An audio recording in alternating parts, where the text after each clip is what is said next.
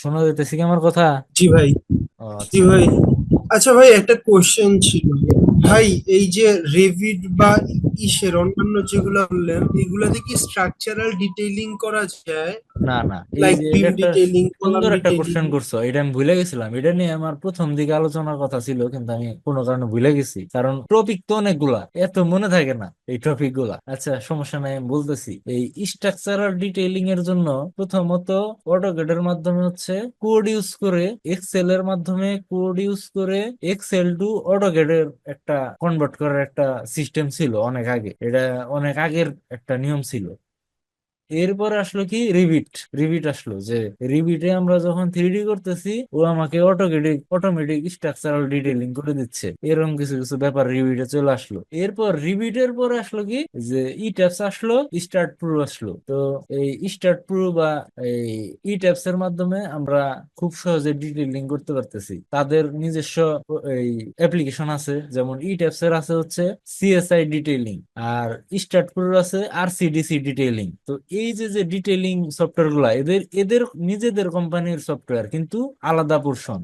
মানে এইগুলো আমাদেরকে আলাদা করে ডাউনলোড করে আলাদা করে অ্যাপ্লিকেশন গুলো ইনস্টল করতে হবে। এরপর আমাদেরকে ওই যে যে আমরা ই ট্যাবস বা স্টার্ট প্রোতে যে মডেলটা ড্র করছি বা অ্যানালাইসিস করছি, ওই অ্যানালাইসিস এর রিপোর্টটা তাকে দিতে হবে, ওই ডিটেইলিং সফটওয়্যারকে দিতে হবে। তারপর সে আমাকে ডিটেইলিং করে দিবে। এখন এই ডিটেইলিং যে আউটপুটটা আমরা পেলাম, ওইটা আমরা তখন অটোক্যাডে সাপোর্ট করাইতে পারবো। মানে আমার কিছুই করা লাগলো না, আমার অটোমেটিক এটা অটোক্যাডে চলে আসলো, কিচ্ছু করা লাগলো না, আমাকে অটোক্যাডে রেজাল্ট দিয়ে দিল যে আমার ডিটেইলিং এটা, আমার বিম এত এতর জন্য, এত এত সেকশনের জন্য এত এত ডিটেইলিং। আর তারা ওই লেভেল গুলা দিয়ে দিবে, যে কোনটা কোন ফ্লোরের কোন বিম, কোনটা কোন ফ্লোরের কোন কলাম। এখন এই কলামের কথা বলে একটা জিনিস মনে পড়লো, যে আমরা যে ই ট্যাবস বা স্টার্ট প্রুতে যখন আমরা আরসিসি বিল্ডিং ডিজাইন করি, তখন দেখা যায় কি আমাদের এক এক ফ্লোরে এক এক রকম ভ্যালু আসতেছে। মানে ডিজাইন কোড আমরা যখন ফলো করতেছি, তখন আমাদের ডিজাইন রিকোয়ারমেন্ট গুলা এক এক ফ্লোর অনুযায়ী এক এক রকম আসতেছে। তো আমরা ইঞ্জিনিয়াররা করি কি,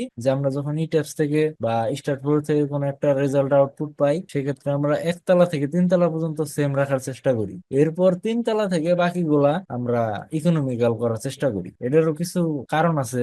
কারণ ল্যাপিং এর ব্যাপার আছে, আর্থকুয়েক এর ব্যাপার আছে, মানে সিসমিক জোন যেটারে বলে, সিসমিক অ্যানালাইসিস এর ব্যাপার আছে। এই সব কথা চিন্তা করে সবাই তিনতলা পর্যন্ত জিনিসটা শক্ত রাখার চেষ্টা করে, স্ট্রেংথ ঠিক রাখার চেষ্টা করে, স্টিফনেস ঠিক রাখার চেষ্টা করে, রিজিডিটি যেটারে বলে রিজিডিটি ঠিক রাখার চেষ্টা করে, সেন্টার অফ মাস একটা ব্যাপার আছে, এগুলা ঠিক রাখার চেষ্টা করে। এই যে যে ডিটেইলিং, এই ডিটেইলিংটা যদি আমরা ডিটেইলিং সফটওয়্যারে না করি, সেক্ষেত্রে আমাদের অটোক্যাডে নিজেদের ড্রয়িং করে নিতে হবে। এটাকেই বলে ডিটেইলিং। মানে আমাদের নিজেকে, আমরা যখন ই টেস্ট বা স্টার্ট প্রো থেকে আমরা যে রেজাল্টটা পাবো, যে আমার কলামের রেনফোর্সমেন্টের ইয়ে আসছে এত, রেশিও আসছে এত, পিএমএম রেশিও আসছে এত, এইগুলো যখন আমরা পাবো, তখন আমরা ওটার সাথে ম্যাচ করে আমার কয়টা রড লাগে, মানে এত এরিয়ার জন্য এতটা রড লাগে, তখন আমরা রেনফোর্সমেন্ট ওইভাবে প্রোভাইড করব। তখন যখন আমরা ওই রেনফোর্সমেন্ট গুলার ডিটেল যখন আমরা ড্রয়িং করব, তখন হয়ে যেতেছে স্ট্রাকচারাল ডিটেইলিং। এই আর কি ডিটেইলিং। আমার কথা কি বুঝতে পারছো কাব্য? জি ভাই। আচ্ছা, সৌরভ বুঝতে পারছো কথা? হ হ, কথা বুঝছি। আচ্ছা, এখন এই অটোকেড এর ফিউচারটা কি, মানে অটোকেড শিখলে কি লাভ? ভাই, এর আগে আমার একটা কোশ্চেন হ্যাঁ জানার হ্যাঁ। ছিল ভাই। আচ্ছা। আহ, ভাই, এই যে আর্কিটেকচারাল ডিজাইনের মধ্যে যে বিভিন্ন এই যে ইগুলা দেখা যাচ্ছে, এই কি বলে টেবিল বা চেয়ার, এগুলা হ্যাঁ। তো খুব সম্ভবত একটা নির্দিষ্ট কোনো সফটওয়্যার থেকে নামানো হয়েছে বা কোনো সাইট থেকে। ওই সাইটটা কি বলা যাবে ভাই? না, এটা হচ্ছে কি, এগুলো আমরা গুগল থেকে, দেখা গেছে যে এই সম্পূর্ণ এলিমেন্টস গুগলেই পাওয়া যায়। গুগলে আমরা যখন প্রপার ওয়েতে সার্চ করতে পারবো, তখন গুগল আমাকে যে কোনো জিনিসের সলিউশন দিতে পারবে। আমাদের সার্চ করার ওয়েটা ঠিক থাকতে হবে। এই সবগুলো আমার গুগল থেকেই নামানো, গুগলের বাইরে আমি কিছু ইয়া করি নাই। আর কোনো কিছু যদি প্রয়োজন হয়, সেক্ষেত্রে আমি তো আছি, আমি নিজেই প্রোভাইড করব। যেটা তোমরা পাবা না, সেটা আমি নিজেই প্রোভাইড করব। আর আমার ইচ্ছা হচ্ছে, যখন আমার ক্লাসগুলা সবগুলা পুরোপুরি শেষ হবে, তখন আমি সবাইকে এক্সেল থেকে শুরু করে, মানে একটা ডিজাইন প্রপার ভাবে করার জন্য যে ডিজাইন ক্রাইটেরিয়া প্রয়োজন বা যা যা প্রয়োজন, একটা ক্লায়েন্টকে সার্ভিস দেওয়ার জন্য যা যা জানা প্রয়োজন বা যা যা দরকার, যেসব রিসোর্স গুলা প্রয়োজন সবগুলো আমি প্রোভাইড করব। আগে আমাদের কাজ শেখাটা জরুরি, কারণ রিসোর্স গুলা যদি আগে দেওয়া হয়ে যায় সেক্ষেত্রে কাজ শেখাটা কিন্তু হবে না। রিসোর্সের মতো করে থাকবো, কাজ কাজের জায়গায় থাকবে, এরকম হয়ে যাবে। এই কারণে আগে কাজের প্রতি ভালোবাসা জাগাইতে হবে, কাজের প্রতি ভালো লাগাইতে হবে, তখন আমরা ওই রিসোর্স গুলা ব্যবহার করা শিখতে পারবো। আমরা যদি হ্যান্ড ক্যালকুলেশন না জানি বা আমরা যদি ডিজাইন কোড না জানি সেক্ষেত্রে আমরা ওই রিসোর্স গুলা কোনো কাজেই লাগাইতে পারবো না। ব্যাপারটা হচ্ছে এরকম, তোমার কাছে গাড়ি আছে কিন্তু গাড়ি চালাইতে পারো না, ওই গাড়ির দাম নাই। দাম আছে কি? না ভাই। না।